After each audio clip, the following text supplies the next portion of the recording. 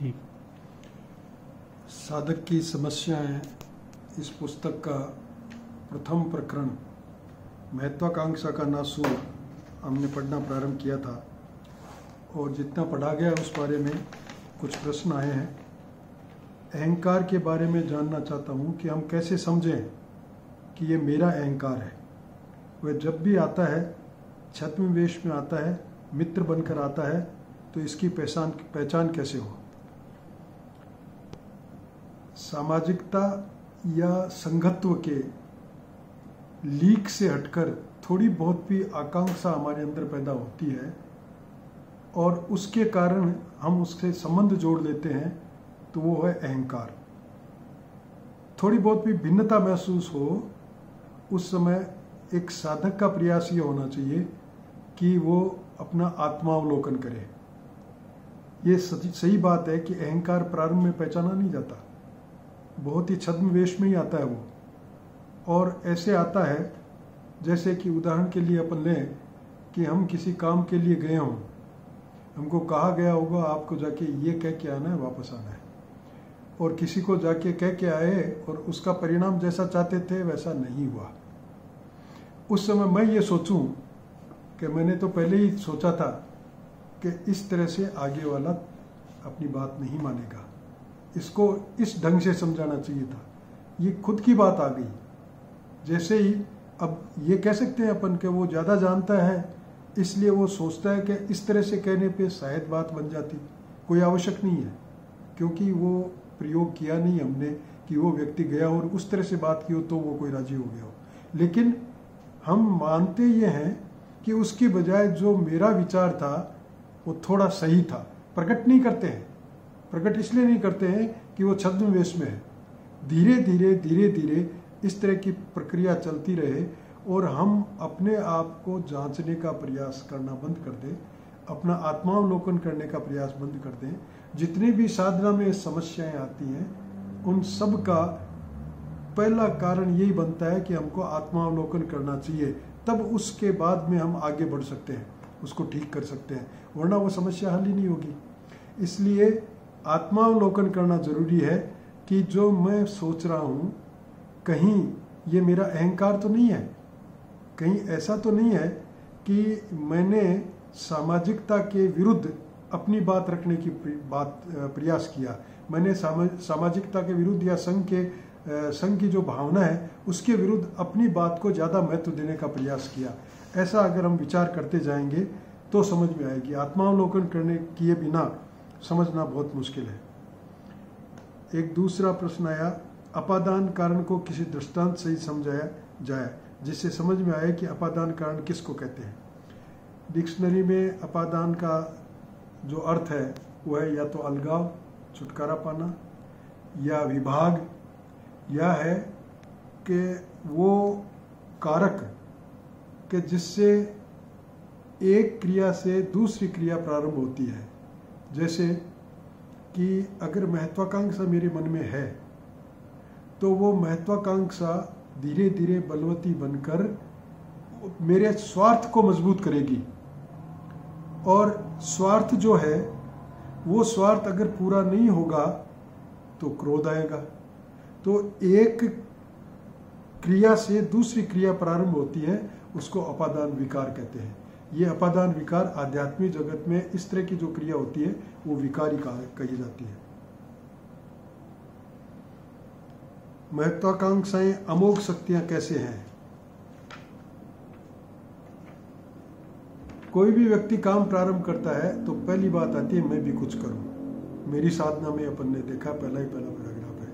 इसी प्रकार जब किसी व्यक्ति के कुछ करने की मन में आती है तो वो आगे बढ़ता है, और उस करने की जो मन में है उस बात को मजबूत बनाते जाएं, उसको दृढ़ करते जाएं, तो वो बहुत बलवान बनकर वो अमोघ शक्ति बन सकती है।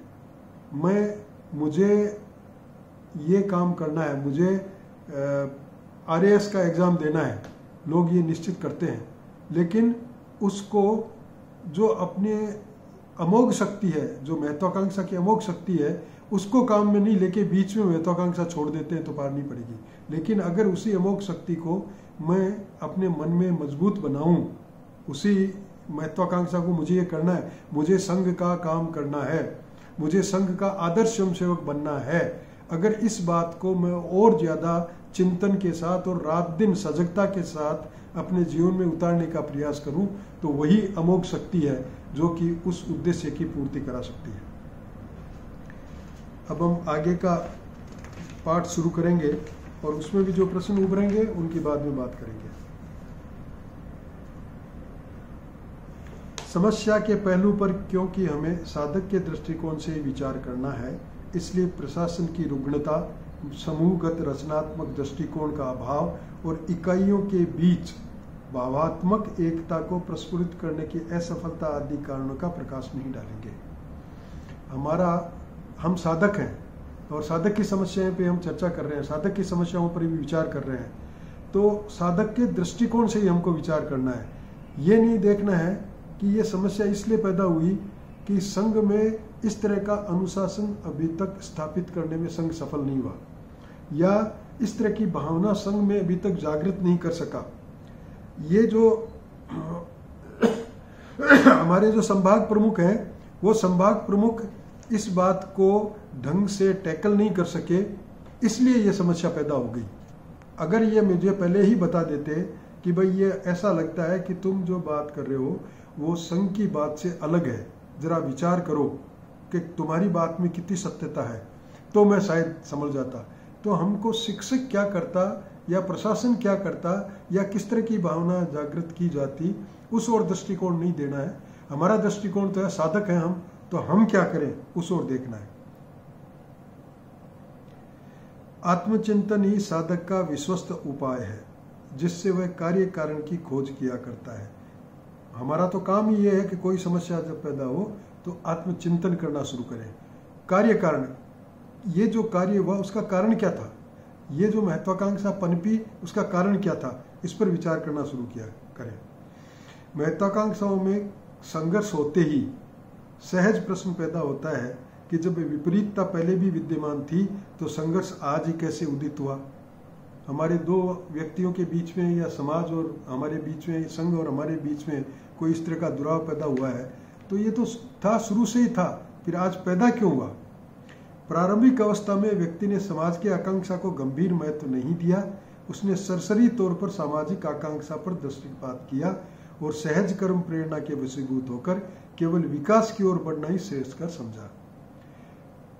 प्रारंभिक अवस्था में विकास करूं, इस बात की ही उसके मन में, मैं आगे बढ़ूं, मैं कुछ करूं, ये जो मन में थी, इसके साथ जो विचार करना था कि सामाजिक आकांक्षा क्या है, उस ओर ध्यान नहीं दिया। समाज की आकांक्षा का, संघ की आकांक्षा के ऊपर इतना गंभीरता से ध्यान नहीं दिया। बातचीत में, सुनने में, प्रवचन में सुन लिया, लेकिन उस पर उतना गौर नहीं किया, उतनी गंभीरता से उसको अपने जीवन में नहीं उतारा। अपनी उदात्त क्षमताओं का भान होते ही उसने समाज या संस्था को अपनी चेष्टा व कृति से प्रभावित करने का अनजाने ही प्रयास कर दिया। उधर सामाजिक शक्ति ने जहां कहीं प्रश्न सूचक चिन्ह खड़ा किया और सक्रिय रूप में व्यक्ति के समानांतर सत्ता को आत्मसात किया, त्यों ही संघर्ष प्रारंभ हो गया। अतः बीज रूप में संघर्ष तो पहले भी था, मगर प्रकट रूप में वह तभी आया जब व्यक्ति की महत्वाकांक्षा ने भी आकार धारण कर लिया।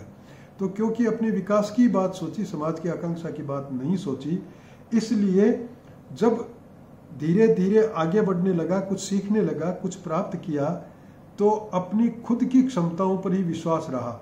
अपनी खुद के प्रति भी, अपने खुद के प्रति जो अपनी क्षमताएं थी, उनका भान होते ही उसने जो सामाजिक चेष्टा हो रही थी और जो समाज की आकांक्षा थी, उससे उसकी टकराट शुरू हो गई। और जब समाज ने देखा, जब संघ ने देखा कि ये तो थोड़ा गलत चल रहा है, पटरी से थोड़ा उतर रहा है, तब दोनों के बीच में कॉन्फ्लिक्ट हो गया, वो बाधा पैदा हो गई। हालांकि ये बात तो पैदा अब नहीं हुई है, बीज रूप में पहले से थी, लेकिन क्योंकि उसने आकार रूप, अब बड़ा आकार धारण कर लिया, इसलिए ये समस्या आज पैदा हुई। संघर्ष का पहला कारण इस दृष्टि से यही बनता है कि व्यक्ति ने सामाजिक उद्देश्यों को या तो ठीक प्रकार से समझने की आवश्यकता अनुभव नहीं की, और यदि आवश्यकता भी अनुभव की हो तो उस समय ठीक प्रकार से समझने की उसमें क्षमता ही नहीं की। अब अपन जाते हैं कारण पर, ये क्या कारण पैदा होते हैं। तो पहला कारण तो व्यक्तिगत है कि हमने कभी सामाजिक उद्देश्य को ठीक प्रकार से समझा नहीं। संघ चाहता क्या है, इस बात को ठीक प्रकार से समझा नहीं। उदाहरणार्थ, लक्ष्य को कुछ हलचलों तक ही सीमित करते हैं। चुनाव लड़ना और सत्ता प्राप्त करना भी कभी लक्ष्य नहीं हो सकता। यह समस्त प्राप्तियां मात्र साधन है जिससे लोकहित आदि का लक्ष्य सिद्ध किया जाता है। किंतु नासमझ लोग लोकहित अथवा स्वधर्म पालन को अत्यंत काल्पनिक और आदर्शवादी शब्दवादी मानते हैं। चुनाव लड़कर आगे बढ़ें, सत्ता प्राप्त करें, किस लिए? ये उद्देश्य नहीं है। ये इसलिए कर रहे हैं ताकि लोगों का हित कर सकें, कल्याण कर सकें, जनता की सेवा कर सकें। लेकिन जो अपनी महत्वाकांक्षा को ज़्यादा महत्व देता है वो ऐसी बात को केवल काल्पनिक तौर पे ही स्वीकार करता है। आदर्शवादी शब्दवाद भी मानता है इसको कि स्वधर्म पालन, कौन सा स्वधर्म? हम आगे बढ़े, हम मजबूत बने, हम सत्ता प्राप्त करें, ये बात दिमाग में रहती है। लेकिन सत्ता प्राप्त करने का उद्देश्य क्या है, ये ध्यान में नहीं रहता। सही बात यह है कि ऐसे लोगों की स्वधर्म पालन की कल्पना ही भिन्न थी। ये कल्पना उनके स्वयं के अपूर्ण चिंतन का ही परिणाम था। जब उनके चिंतन और वास्तविकता का तालमेल नहीं बैठता और स्थिति असहनीय हो जाती है, तब लक्ष्य से अरुचि होना स्वाभाविक है। तो क्योंकि हमने इसको काल्पनिक शब्द ही समझा था स्वधर्म पालन को, इसलिए हमारी जब अपूर्ण चिंतन के कारण जो हमारी दूरियां रह गई, जो हमारा भटकाव हो गया, उसमें जब चिंतन जब सामने प्रकट होता है और वास्तविकता का तालमेल उसके साथ नहीं बैठता, तब स्थिति ऐसे नहीं हो जाती है और तब लक्ष्य से ही अरुचि हो जाती है। फिर महत्वाकांक्षा इतनी बलवान है हमारी कि हम लक्ष्य को भूल जाते हैं और अपनी महत्वाकांक्षा को महत्व देते हैं, तब अरुचि हो जाती है। संघ स्वधर्म पालन की बात करता है, क्षात्र धर्म पालन की बात करता है, उससे कोई मतलब नहीं। संघ के कारण से एक शक्ति प्राप्त हो जाए, ये ठीक है।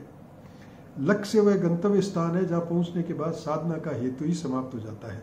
स्वधर्म पालन को हम लक्ष्य न मानकर, संगठन का केवल आधार मानकर उस संगठन से कुछ अन्य लाभ उठाने की बात सोचते हैं, तब हम लक्ष्य को लक्ष्य न मानकर उसे साधन ही मान लेते हैं। संगठन करते हैं लक्ष्य प्राप्ति के लिए, लेकिन संगठन को स्वधर्म पालन की ओर ले जाने की बजाय हम उससे कुछ प्राप्त करना चाहते हैं, तो उसको साधन बना लिया हमने। उद्देश्य था स्वधर्म पालन, लेकिन उद्देश्य के लिए जो संगठन बनाया जा रहा है उसको साधन बना लिया अपनी खुद की स्वार्थ पूर्ति के लिए। यह हुआ व्यक्तिगत और सीमित अर्थों में सामाजिक शक्तियों व संस्थाओं को साधन बनाने की चेष्टा करना। शक्ति तो थी सामाजिक, लेकिन उसको व्यक्तिगत बनाने का प्रयास किया। इन चेष्टाओं के सफल होने पर व्यक्ति का दबदबा और वर्चस्व तो बढ़ जाता है, पर संस्था अपने लक्ष्य से पृथक होकर व्यक्ति ही उसका लक्ष्य बन जाता है। तो जो इस प्रकार से संगठन का प्रमुख बनकर अगर ऐसा करता है, तो उस व्यक्ति की तो थोड़ी पूछ होनी शुरू हो जाती है, उसका दबदबा थोड़ा बढ़ जाता है, लेकिन वो संगठन का जो उद्देश्य था वो समाप्त हो जाता है और संगठन धीरे धीरे ई लीला समाप्त हो जाती है। दूसरी ओर उपरोक्त चेष्टाओं में जब व्यक्ति को सफलता हाथ नहीं लगती, तब वह संस्था से असहमत होने की आड़ में गाजे बाजे के साथ मुख्य द्वार से महाप्रयाण कर लेता है। और जब उसको सफलता नहीं मिलती कुछ प्राप्त करने का, जो उसका महत्वाकांक्षा पैदा हो गई थी, उसको वो प्राप्त नहीं कर सका संगठन के कारण से, तो फिर उस संगठन से ही वो असहमत हो जाता है, उस सिद्धांत से, उस साध्य से, उस प्रणाली से, उस परिपाटी से, उस कार्य प्रणाली से असहमत होकर फिर वो गाजे बाजे के साथ निकलता है, तब दोष देके जाता है, उसने ऐसा किया, उसने ऐसा किया, लेकिन वो खुद कुछ कर नहीं पाता। फिर हमारी महत्वाकांक्षा ही जब साध्य का रूप ले लेती है और उधर लक्ष्य का स्पष्ट निश्चय नहीं होता, तब तक भौतिक उपलब्धियों को ही साध्य मान बैठते हैं। जो साध्य का रूप हमने महत्वाकांक्षा को दे दिया, स्वधर्म पालन क्या है, क्षात्र धर्म का पालन किस स्थिति में होगा, उससे पहले मेरी व्यक्तिगत क्या स्थिति होनी चाहिए, और ऐसी मेरी जैसी व्यक्तिगत स्थिति है वैसी अन्य लोगों की क्या स्थिति होनी चाहिए, इसकी बजाय मैं कुछ प्राप्त कर लूं, इसी में जो संतोष करना चाहता है वो उसी को साध्य मान के बैठ जाता है, तो वो पथ भटक गया। धन, समृद्धि और विपुलता को साध्य मानकर संतोष करने वाले लोगों के समक्ष उनकी प्राप्ति के बाद उनका भोग ही एकमात्र आदर्श रहता है। कुछ प्राप्त कर लिया तो उसका भोग भोगूं। अब जो कुछ कमाया गया है उसे खाने और खर्च करने में ही अपने उत्तरदायित्व का अनुभव कर लिया जाता है। वास्तव में समस्त जड़ उपलब्धियां किसी चेतन तत्व की प्राप्ति के लिए ही होती हैं। वही सूक्ष्म और अंतिम चेतन तत्व ही हमारी महत्वाकांक्षा का साध्य होना चाहिए। वास्तव में जो उपलब्धियां हैं वो तो किसी चेतन तत्व, जागृत है, ऐसे जागृत तत्व की प्राप्ति के लिए होती है। अगर हम उसको छोड़कर किसी अन्य महत्वाकांक्षा में उलझ गए तो भटक जाएंगे और हमारी जो महत्वाकांक्षा है उसका साध्य वही होना चाहिए अंतिम चेतन तत्व, और अंतिम चेतन तत्व तो है ईश्वर। तो पहला कारण तो हुआ कि व्यक्ति ने सामाजिक उद्देश्य को समझा नहीं। दूसरा कारण महत्वाकांक्षा का नासूर बनने का होता है कि उसने अपने आप को ठीक प्रकार से नहीं समझना। व्यक्ति यह कभी स्वीकार नहीं करता, और विशेषतः साधना के विस्तृत क्षेत्र में पहुंचकर तो वह कदापि स्वीकार नहीं करता कि वह स्वार्थी है। महत्वाकांक्षा भी एक कोटि का स्वार्थ है। स्वार्थ चाहे जितनी उदारता का बहाना पहने, वह छद्मवेशी चोरी है, जो चोरी से पहले अथवा बाद में कभी भी पकड़ा जाना पसंद नहीं करता। छद्मवेश के कारण हम उसे चोर नहीं मानते और अपना संबंध जोड़ देने के कारण उससे सहानुभूति भी रखने लगते हैं। महत्वाकांक्षा मन प्राण का खेल है, पर उपरोक्त सहानुभूति के कारण हम उसका संबंध अपने आप से अर्थात आत्मा से जोड़ लेते हैं। वे हमारी न होते हुए भी हम उन्हें अपना ही स्वरूप मानकर उनकी रक्षा के लिए जी तोड़ मेहनत प्रारंभ करते हैं। अपने आप को ठीक प्रकार नहीं समझा तो उसका परिणाम क्या होगा कि साधना के विस्तृत क्षेत्र में पहुंचकर ये कभी स्वीकार नहीं करते हम कि हम स्वार्थी हैं। अपने आप को अगर समझा होता कि मेरी कोई महत्वाकांक्षा थी तो वो महत्वाकांक्षा स्वतः ही, जैसे पहले बता गया कि अपादान कारक है ये, जो एक वस्तु से दूसरे वस्तु की क्रिया प्रारंभ करता है, वही महत्वाकांक्षा हमको स्वार्थी बना देती है। और मैं कभी स्वीकार नहीं करूंगा कि मैं स्वार्थी हूँ। मैं संघ में काम कर रहा हूँ, मैं समाज के लिए कर रहा हूँ, मैं संघ के लिए कर रहा हूँ, यही करूंगा। लेकिन अगर महत्व मैंने केवल मेरी महत्वाकांक्षा को दिया तो मैं अपने स्वार्थ में ही लगा हुआ हूँ। और उस स्वार्थ को धीरे धीरे जब वो शुरू में आता है तो हम समझ नहीं पाते, छद्मवेश में होता है, लेकिन धीरे धीरे जब वो बलवान बन जाता है तो फिर हम उसको स्वीकार कर लेते हैं। और जो मन और प्राण की बात थी, ये कोई आत्मा की बात नहीं है, स्वार्थ मन और प्राण की बात है, लेकिन मन प्राण की बात को भी हम अपना मान लेते हैं, अर्थात मतलब आत्मा की बात मानना प्रारंभ कर देते हैं। दुर्भाग्य यह है कि स्वार्थ चाहे सम्मान प्राप्ति का हो अथवा संतोष प्राप्ति का, पहचाना नहीं जाता और पनपते पनपते उस स्थिति तक फैलाव कर लेता है कि सिवाय नस्तर चलाने के और कोई उपाय शेष नहीं रहता। विशेषता यह हो जाती है कि वह एक साधारण फोड़ा ही नहीं, नासूर बन जाता है।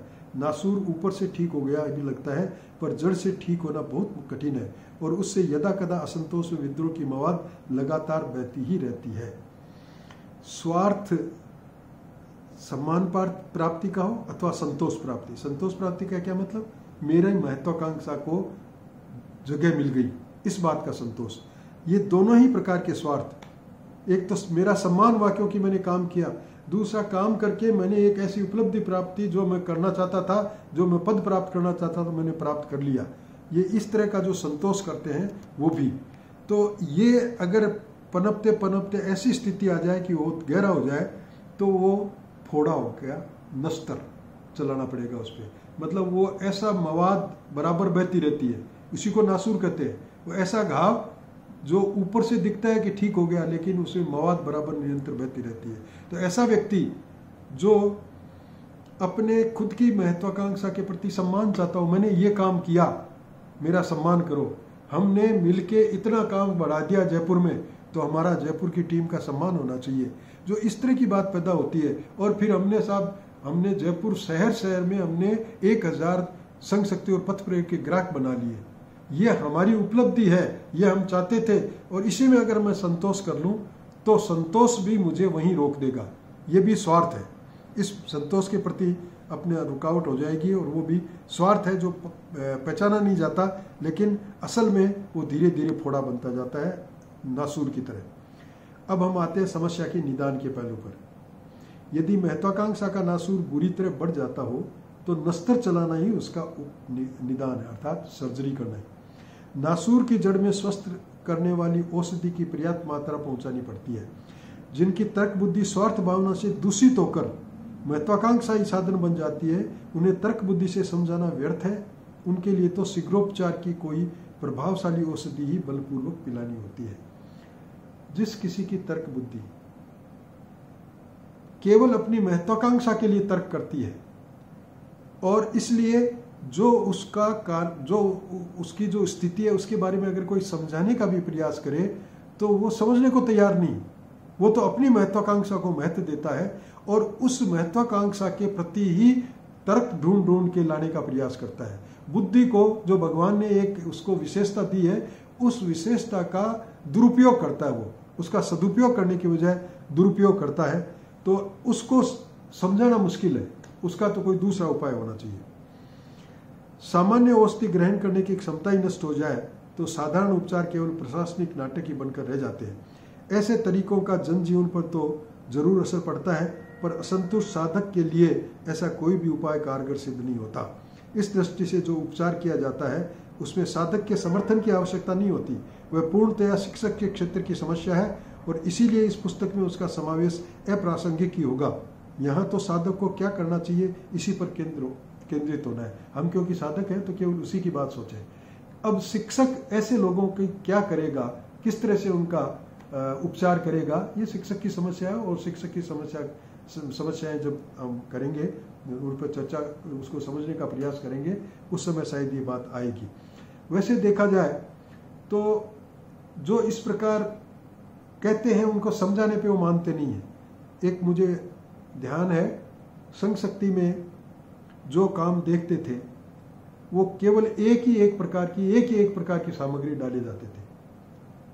तनसेन जी ने उनको कहा कि भाई ये क्या कर रहे हो तुम, ये केवल एक प्रकार की सामग्री डाल रहे हो, इसके बजाय संघ शक्ति का उपयोग किस ढंग से होना चाहिए वो सोचा क्या कभी? उनको 2-3 बार समझाने का प्रयास किया, नहीं माने तो उनसे वो काम ही ले लिया और किसी दूसरे को दे दिया। तो ये जो उपचार है वो क्योंकि अपनी तर्क बुद्धि को वो उसी के लिए कह रहे थे, नहीं यही उपयोगी है, यही उपयोगी है, इसी के लिए वो जिद कर रहे थे, इसलिए उनसे वो काम ले लिया, हटा दिया, अब बैठे रहो।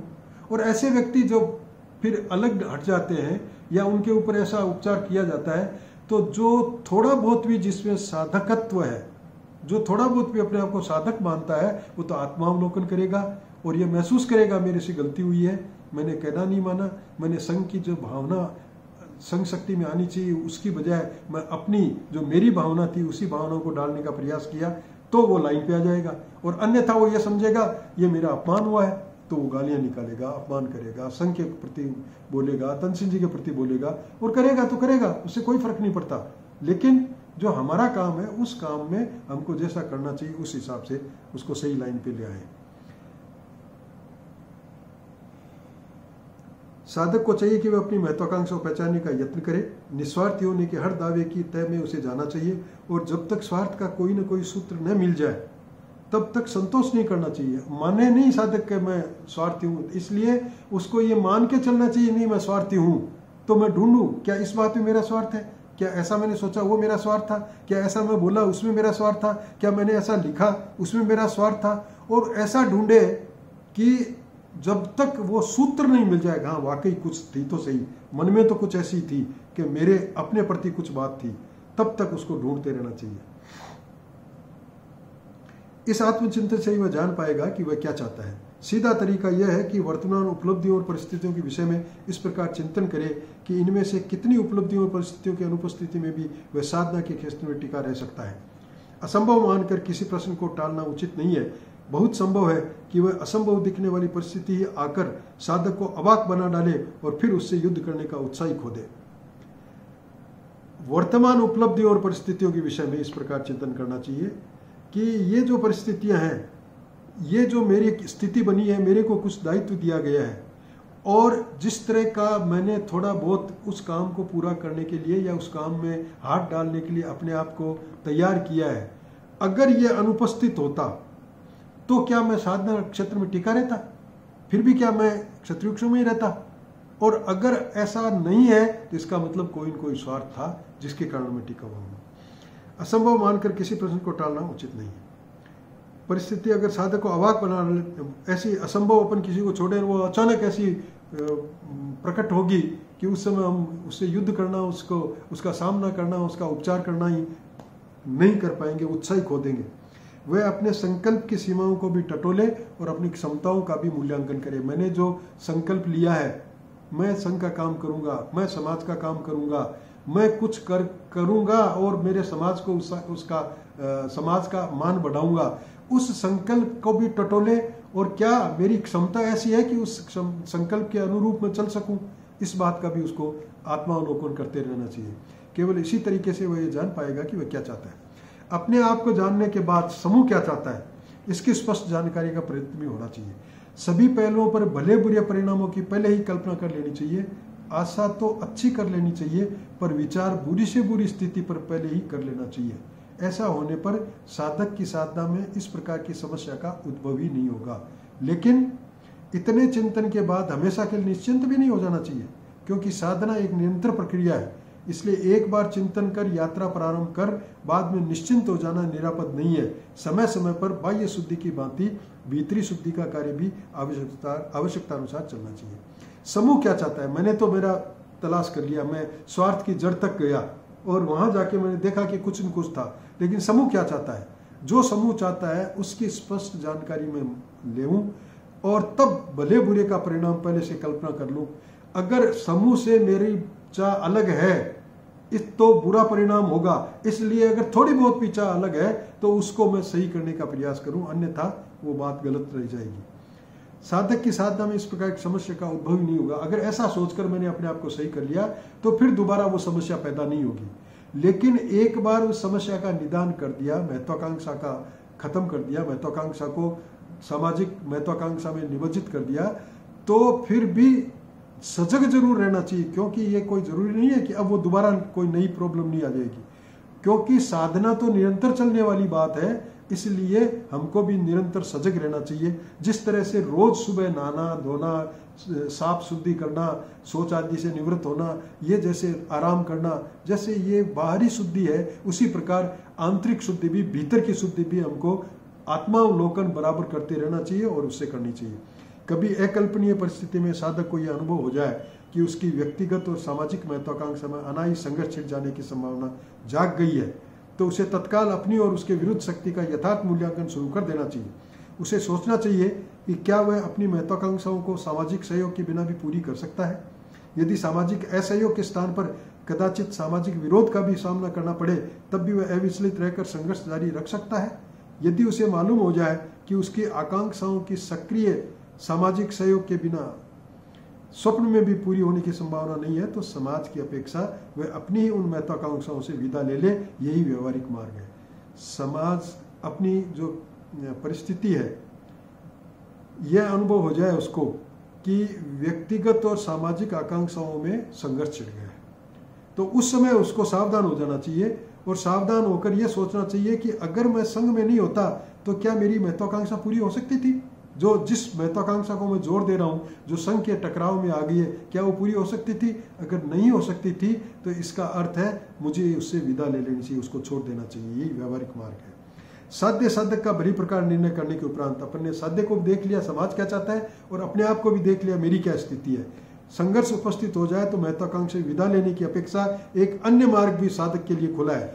यही वास्तविक साधना का मार्ग है। इसमें साधक को अपनी महत्वाकांक्षाओं को सामाजिक महत्वाकांक्षाओं के अधीन कर देना होता है। जब व्यक्तिगत महत्वाकांक्षाएं सामाजिक महत्वाकांक्षाओं में निमज्जित कर दी जाती है, तब यही आकांक्षाएं सामाजिक रूप धारण कर लेती है। अपनी महत्वाकांक्षा है उसको, ये सबसे साधना का मार्ग है, कठिन मार्ग है, लेकिन ये सबसे निरापद मार्ग है कि अपनी आकांक्षाओं को, अपनी महत्वाकांक्षाओं को सामाजिक महत्वाकांक्षाओं के अधीन कर लिया जाए। सरसरी तौर पर देखने में ये मार्ग सरल है, पर व्यवहार में अधिक कठिन है। मानसिक समस्याएं शारीरिक समस्याओं की अपेक्षा अधिक जटिल होती है और उन्हें हल करना भी कठिन है। इसलिए मानसिक साधना अनिवार्य है। इस मार्ग में साधक जिस अकिंचनता का सहारा लेता है वही उसे सर्वस्वता का बोध कराती है। अब तक हम लोग अपनी शक्तियों पर जितना भरोसा करते हैं उतना अपनी निर्बलताओं का नहीं, भागवत शक्तियों पर निर्बलताओं से ही विजय हासिल होती है। और यही बात सामाजिक शक्तियों पर भी लागू होती है। सबल समाज के समक्ष विनय, अकिंचिंताई, विश्वस्त शक्तियां हैं। साधक को चाहिए कि वह सामाजिक प्रतिष्ठा में ही वैयक्तिक प्रतिष्ठा की स्थापना करे। ऐसा होने पर महत्वाकांक्षा जन्य समस्या उदय ही नहीं होगी, और उदय होगी तो समाधान भी सरलता से हो जाएगा। तन सिंह जी साहब बार बार कहा करते थे अकिंचिंता। हम ईश्वर के सामने क्या कहते हैं? ईश्वर के सामने कुछ शक्तिशाली बन के थोड़ी जाते हैं। हे प्रभु मैं तो आपका दास हूँ, हे प्रभु मैं तो कुछ नहीं हूँ। ये क्यों? क्योंकि जितना हम अकिंचनता का महसूस करेंगे उतना ही ईश्वर खुश होता है। जितना हम अकिंचन होकर समाज से विनय करेंगे, संघ से विनय करेंगे, उतनी ही हमारी बात सुनी जाएगी, अन्यथा नहीं सुनी जाएगी। और उसी अकिंचनता के कारण हम अपनी महत्वाकांक्षाओं को सामाजिक महत्वाकांक्षाओं में नियोजित कर सकते हैं। उसके बाद में महत्वाकांक्षा हमको परेशान नहीं करेगी। संक्षेप में यही कहना होगा कि साधक सर्वप्रथम अपने साध्य को स्पष्ट रूप में निश्चित कर ले, और फिर अपनी शक्तियों को ठीक प्रकार तोड़ने के बाद ही उसमें प्रवृत्त हो। एक बार प्रवृत्त होने के बाद धैर्यपूर्वक अपना मनोविश्लेषण करता रहे, आत्मावलोकन करता रहे, और मार्ग में उठने वाली समस्याओं में अपने मन की निरंकुशता को पहचानने तथा उसे वशीभूत करने की चेष्टा करे। राग की परीक्षाओं का तथा समस्याओं का इसी रीति से वह स्वामी बन सकता है। ये दो एक प्रश्न इसी बारे में और आए हुए हैं। पहला है संतोष प्राप्ति स्वार्थ कैसे है? संतोष प्राप्ति अर्थात अपनी आकांक्षाओं की पूर्ति का संतोष, वो है स्वार्थ। तर्क बुद्धि महत्वाकांक्षा साधन कैसे बनते हैं? ईश्वर प्रदत्त बुद्धि है, लेकिन केवल अपनी महत्वाकांक्षा को जब स्वार्थ पैदा हो जाता है तो अपनी महत्वाकांक्षाओं के प्रति ही तर्क दिए जाते हैं। मैं सही हूं, मैं जो कह रहा हूं वो सही है, जो दूसरा कर रहा है, दूसरा कह रहा है, दूसरा लिख रहा है वो सही नहीं है, बल्कि जो मैंने लिखा है वो सही है। ये जो तर्क बुद्धि है ये महत्वाकांक्षा को ही बढ़ाती है और महत्वाकांक्षा का साधन बन जाती है। साधक व्यक्तिगत महत्वाकांक्षा को सामाजिक महत्वाकांक्षा में निमज्जित कैसे करे? दोनों महत्वाकांक्षाओं पर विचार कर ले, और जो बलवान है उसके सामने हर एक को झुकना पड़ता है। समाज की शक्ति बलवान है तो हम उससे कुछ प्राप्त करना चाहते हैं तो ठोक दबदबा दिखाकर नहीं, बल्कि विनय पूर्वक हम कर सकते हैं। इसलिए हमको हमारी जो सामाजिक महत्वाकांक्षा है उसी में अपनी महत्वाकांक्षा को निमज्जित कर देना चाहिए। हमारा महत्व इसमें है कि लोग हमको ये समझे हम संघ का स्वयंसेवक है, क्योंकि संघ की इतनी महत्ता है, इस वजह से हमारी भी महत्ता बढ़ती है।